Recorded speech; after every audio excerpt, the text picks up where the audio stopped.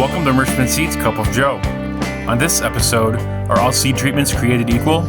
Amy Niver from Rosen returns to answer this question. Amy walks us through all of the components used in our starting line and starting line plus seed treatments. See how each specific component aids the plant to increase yield. Hi, this is Joe Mershman. Welcome to Merchant Seeds Cup of Joe. Today we have our regulars. We have Ben, Lynn, and Turk, but we also have a special guest. And that guest is Amy Niver, Vice President of Seed Treatments for Rosen, a chemical distributor, wholesale distributor, that is our key supplier of our seed treatments. And Amy is, over the years, I found her to be one of the smartest individuals when it comes to knowing a little bit about everything and when it comes to seed treatments, and that's because she represents all the products from all the major companies. So when we put our seed treatment together, we said, Amy, we want the very, very best seed treatment that we can possibly put together on our seed. We want to give the best opportunity for perfect stand and the highest yield possible. And so what Ben's done over the last couple of years is look at the disease information, confer with Amy, and we put together a product that we think is a lot different than a lot of other companies. In fact, it's made up of 6 different companies. And that's uniquely different in the industry because most companies sell only what comes out of their stable. They don't go outside of their stable. They stay strictly with what they have, which is nothing wrong with that, but there could be some weaknesses in certain products. So with no further ado, we'll introduce Amy Niver, and we're going to start asking her questions about our seed treatment. It's good to be here. It's really good to be on Cup of Joe again. Amy, one of the first questions I have is, are all seed treatments created equal? Absolutely not. There's definitely a big spectrum amongst the seed treatments. You know, I was thinking about this the other day, and a good analogy I had was it's kind of like if you say all seed treatments are created equal, it's like saying all electric vehicles are equal. Like your electric golf cart is not the same as a Tesla. You know, they're both electric vehicles and they might get you to where you want to go, but they don't have the same capabilities or capacity. And so the seed treatments, even on the basic fungicides and insecticides, there is a wide range of what their capabilities are, what their efficacy is, how they look, how they perform. They are definitely not all created equal. Well, Amy, one of the things we hear from farmers is, you know, my beans are treated. And then we ask them the question, well, what do you have on it? And I heard a statistic, it's a little over 60% of the farmers actually do not even know what they're buying. So as a general rule, there's a huge range between a basic fungicide, insecticide, and what we're offering. Let's break down to our watchers and listeners exactly how we do things, what the plan was, how we have the what I call dual modes of action, and what are all the pests that we're trying to control with starting line and starting line plus. You definitely gave me a tall order when we first started having these conversations because you wanted the best, right? And I knew that if I pulled something off the shelf from one of the suppliers that I sell things for, that it would not be the best, that everything that was available on the market ready to go right now has holes in it, has efficacy gaps in it, meaning it doesn't have a systemic product that works on fusarium, or it's missing an SDHI or a secondary product for rhizoctonia. Most of them are missing some type of biostimulant, or the rate was wrong on the insecticide. So I went back and looked at all of the options and made sure we had no holes. So that means if rhizoctonia comes in the beginning of the season or 3 weeks later, if fusarium comes in at 2 weeks, if you've got sudden death syndrome that's moving in, if you switch to insecticides, if you have overwintering bean leaf beetles, seed corn maggot, wireworms, those things, I didn't want you to get an infestation of a fungus or an insect and be like, well, if we had just added thiabendazole, maybe our seed would have been a little cleaner. Didn't want to have any gaps. And so that's why there's so many actives in there. But I also chose from several different suppliers, so we didn't have redundancy just because I wanted to buy everything or move everything from one basic manufacturer.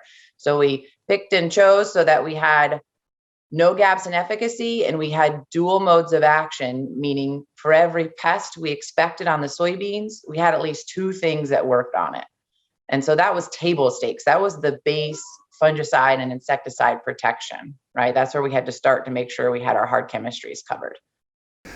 You know, getting a perfect stand is the first step to higher yields. And this year, and for the most part, most of your products that are out there, how long do they last on the seed? How long do they have protection for?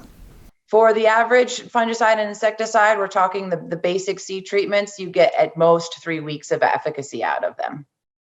What would you say ours will give? For with or without the Saltro? Well, we'll say starting line, and then we'll say starting line plus. Yep. You will get every bit of 3 weeks out of it. And if you have drier conditions where there's not a lot of moisture, you can eke an extra week out of your insecticide. Now, this year we added 2 additional components. One is to starting line. It's called Heads Up. And then the other one is to the starting line plus, which is not only Heads Up, but also Trunemco. We added that to our seed treatment. Let's talk about Heads Up. What is unique about Heads Up, and what makes it even more unique because of some of the things that we do with the biostimulant in our seed treatment? Heads Up is one of those really cool molecules that you can use as a seed treatment that has the season-long effects. Because the way that it works is when you put it on the seed, it comes into contact with the embryo. So it comes into contact with the genetic material of the seed, and it alters that genetic material so that the soybean plant can defend itself all season long. So it's not an active ingredient that has to get through the seed coat or has to move through the xylem and the phloem. It doesn't have to dilute itself when the plant gets big. It tells the plant how to defend itself in actively growing tissue. So it's very unique, and it's one of the only seed treatments that you can apply as a seed treatment and you get season-long effects. What are the diseases that we're trying to control with Heads Up? Heads Up is specifically targeted for white mold. It is what it's most efficacious on, but it also has activity on sudden death syndrome, Pythium, Rhizoctonia, and Fusarium. And that's season long, or is it going to be a little bit different between the diseases? It's the same methodology of how it works a season long, where it teaches the plant to defend itself from those diseases in all actively growing tissue. So what is the key extra that we put in our seed treatment that makes Heads Up better than somebody just goes out and buys Heads Up and puts it on their seed? So Heads Up is a common additive, especially in these last few years. We've seen it be researched a little bit more. We're seeing it show up in more people's seed treatments. The thing about it is it works best when you put a food source for the plant with it. So that's our dual mode of action component there, where we're telling the plant what we want it to do, but we're also giving it the food on a cellular level to be able to do that better. So the Heads Up tells the plant, turn on these genes. And so for the plant to turn on the genes, it needs certain molecules to be able to do that. And we don't want that to be a limiting factor. We want the plant to have all the food that it needs to be able to turn on the genes we want it to. So when we put tripidity with the Heads Up, that's a food source, not only for the plant, but it makes the Heads Up work better and more consistently the way that it's supposed to. I know that we've been doing a lot of molecular soil testing, and we're seeing white mold much farther south than we ever envisioned it. I mean, we're seeing it all the way down to the Ohio River, would you say, Ben? Mm-hmm. And again, most of the soybean varieties that we're selling, for the most part, it's a northern disease is what we've always thought, but we're not even looking into the group 3s and 4s for what level of tolerance they have, and so that makes it a little bit scary for our southern farmers. Obviously the first thing you do is when you know you have white mold is pick a very defensive genetic soybean package and then put the Heads Up on it. But we think that there is a little bit of white mold nipping away at yield in our southern market, and Heads Up is really going to make a difference in this coming year. And again, white mold, Amy, you might describe the conditions where it's really prone to explode. We call them those hurricane years, or those up north where they have it where it's just cool moisture for prolonged seasons and there's no air movement amongst the canopy. That's really when you get those dense, that classic white mold masses that come along. But something I've learned with diseases is just because you don't see them doesn't mean they're not there, and doesn't mean they're not impacting your yield, because this bug is in people's soils. And we just, like you said, we just haven't realized the damage that it's doing. And I wouldn't necessarily call it like a 5-alarm fire where we need to be extremely worried about it, even south of, let's call it the Iowa-Missouri border. It's probably a 1 in 10 year. You know, we were talking with a very seasoned seed salesman agronomist yesterday afternoon in Northwest Missouri, and in his experience he's seen it 4 times in the past 30 years in very specific climates that alluded to exactly what Amy was talking about. They're in pretty typically shaded areas with lots of trees, bottom ground, high fertility, high moisture, lots of dense fog areas where that doesn't burn off as fast. So they can be out there in pockets, but for what we are doing and the other diseases that it protects against, and Amy, correct me if I'm wrong, that's why it comes standard, is because it can help you not only with the white mold, but it can help you with a handful of the other things that are fighting against our yield limiting factors, I guess is what I'm trying to get at. And most of our competitors are ignoring this whole arena. In other words, they're not even looking at this aspect of it. So it's a big step change for Mershman Seeds and for our customers, and it's something that normally you don't think of a seed treatment giving you protection while it's growing the entire season. So it's a big plus. Well, the other exciting component that we have in Starting Line Plus, which is when we add in the Saltro, is Trunemco. Talk a little bit about Trunemco. Trunemco is a new seed applied nematicide that actually works. It's the best I've seen come along ever from all the options that we have. It's really a step change from the activity of Ilevo or Saltro or Aveo or Clariva. This is really, it's a dual mode of action. It's a new technology bug, and it's a super low use rate, which makes it easy to use. And when you pair it with some of the other things we have it with, like the tripidity, it's what I call bang up. I mean, it's really a phenomenal product that has come to the market. Tell us how it works. So it works in 2 ways. It has a bug, a bacillus, a bacteria, and then it also has a hard chemistry called cis-jasmonic acid. So the bug eats the nematodes, essentially. It's a chitin scavenger. So chitin, that's the stuff you find in like seashells and shrimp heads and that kind of stuff. And so nematodes, the microscopic worms, have that same covering on their heads and on their eggs, and the part of the nematode, the stylet, that infects the plant. That's all made out of chitin. And so this bug uses that as a food source. So it basically goes around and nibbles away at all of the nematodes, no matter what life stage they're in, and sort of suppresses the nematode's ability to be happy and healthy. So that's one way that it works.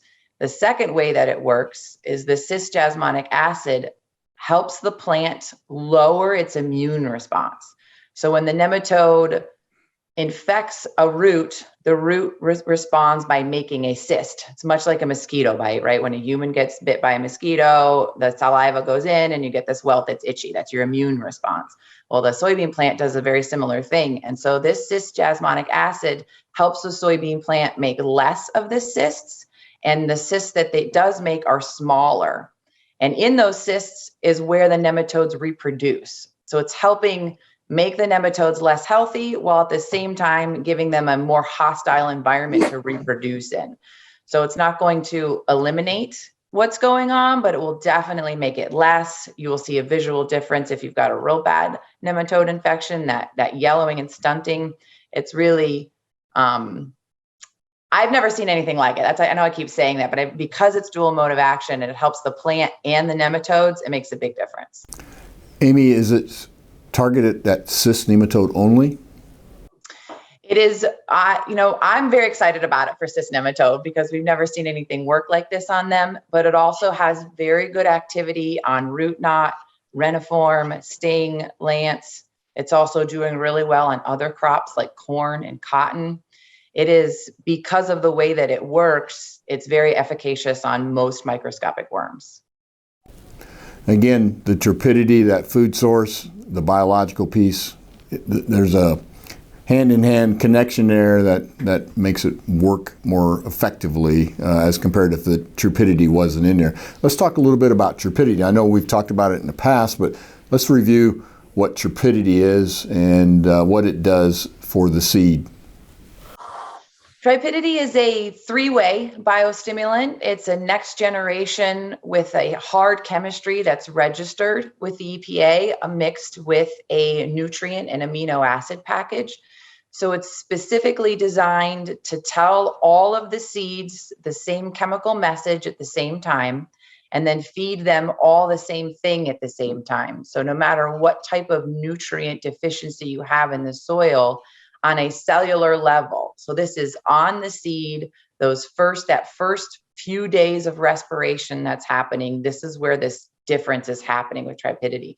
Because no matter what's in your soil, no matter what kind of starter fertilizer or how your fertility is going, it's still not going to come in contact with the respiring parts in that cell until you get imbibition, until you get roots, until you get a shoot. So this tripidity actually jumpstarts the emergence process by making it happen faster and by making it happen more evenly, because all the seeds get the same chemical message and the same amount of nutrients at the same time. So it gives you your best chance of even emergence faster. So besides the fungicides and the insecticide we put in, the final piece that we put around the seed is a polymer type product. Let's describe that a little bit and talk about that and how that works in conjunction with everything. About the silver spark, is that Yes. what you mean? Mm-hmm. Yep. Yeah, so that's another new technology. We had all kinds of new things happen. It was like we had a backup from COVID and all the new technologies came out. Silver spark is a biological friendly plantability polymer. And so it looks beautiful, it treats beautiful, which is great for the guys in the plant. But really what it's aimed at is keeping all the actives that we're putting on there on the seed, where they are supposed to be, and making sure it glides through that planter with no issue and with significantly reduced dust off. That's really the big one with it is the dust off, or if you touch the seed, your hand's going to come away clean. And that's important because we can come up with all these great products, but if we can't keep them on the seed doesn't get the benefit. So, do you have some questions for Amy? All of this is awesome when it comes to how we are protecting the seed, but what have you seen through the research and the trials that you've had, Amy, when we have severe infestation, and you can pick apart whichever one you want, but when we have severe infestation, what does it mean for yield for the farmer at the end of the day? Well, we'll pick the gnarliest one. When you have severe infestation of white mold, up north it could be 40 bushels. Here in Illinois, it can be 20 bushels if you are not prepared for it. And because a lot of people don't spray white mold specific fungicides, right? They're out there with fungicides for plant health. White mold can be devastating. And so you don't expect that every year. But if you can do something on the seed that prevents something like that, that's what I call an easy fix, right? That's a no-brainer. And even we had a really severe Rhizoctonia infection in 2009, and we haven't had one since, but that doesn't mean that we can't have another one. I've seen Rhizoctonia cause replants. I've seen Pythium issues come in where you only had one mode of action on Pythium and it's caused replants. I mean, we're not even at yield loss, we're at replant level. So that doesn't happen every year in every condition, but at some point, if you farm long enough, it's going to happen, right? It's about your risk management. And so whether you're trying to be consistent with your yields over the years, and then there's the other piece of it. One thing I've learned with the data, with the tripidity and the heads up put together, where we see the biggest benefit consistently over time is when you don't think you have disease. Where you don't think, I didn't see any rhizoc, I didn't see any white mold, there's no SDS here. Well, why did I get 6 bushels out of this stuff? because there was a bunch of nibbling, I call them nibbling noodles, right, that were going after the roots and pruning and just causing stress on the plant that it had to defend itself against, that were causing yield loss that we didn't even know about until we protected the plant better.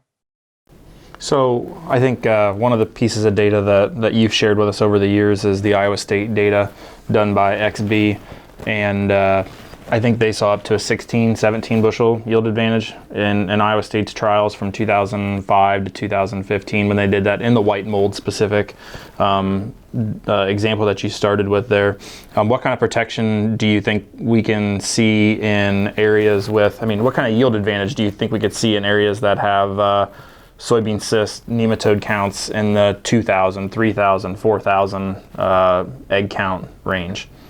On the nematodes, if you've got a good fertility program, so your plants are healthy and happy, we're in the 6 to 8 bushel range just from the seed applied nematicide for soybean cyst nematode. Big numbers. Big numbers. Yep, these guys are doing a lot of damage. And I know right now farmers are, they're looking at inflation, they're looking at high costs, land costs, everything's going up. And so when it comes to buying seed, and they're buying seed right now, and I know that one of the things you do is you look at the price of seed.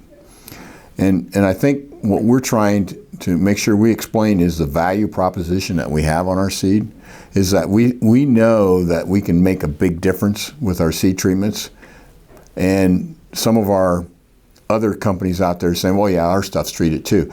But they're not talking about in detail what we're talking about. And that difference is going to show up next fall. And, it is literally less than a bushel is what you're paying for this seed treatment. And based on what you've said, the good that it can do, or the one time it can prevent a replant, or the one time it can prevent or lower the incidence of white mold, or lower the incidence of cyst nematodes, or anything else, bean leaf beetle damage, all this, it is an extremely inexpensive, effective product for our customers. And we just want to point that out, and that's why we had Amy on here today, is to make sure that you understand the value proposition with Mershman Seeds. All I know is Ben and Turk and Lynn are constantly talking to farmers, constantly talking about what they're keeping them up at night, and these are all the things that we're hearing. These are all the things, and we go back, we go to Amy, and then we say, Amy, these are the things that farmers are telling us that are costing them a lot of money. What can we do? And we made, I think, a really huge step change this coming year in terms of improving our seed. We had a great seed treatment, but it is an awesome seed treatment now. Tags are done. Tags are done. The tags are done. That's good. Lynn, I know you have a question too. Yeah, so I'll pick on our guys to the south here a little bit. There's been some specific questions on, well, if you say that Heads Up has activity for sudden death, why do I need Saltro, or when do I need Saltro? That's a great question. There's two factors there. One depends on your level of disease, and the other depends on your expectation. So Heads Up is not Saltro. Heads Up does not work as well as Saltro, right? So if you have a lot of disease in a field and you're planting soybeans in there and you expect heavy disease every year, Saltro is going to work better than Heads Up.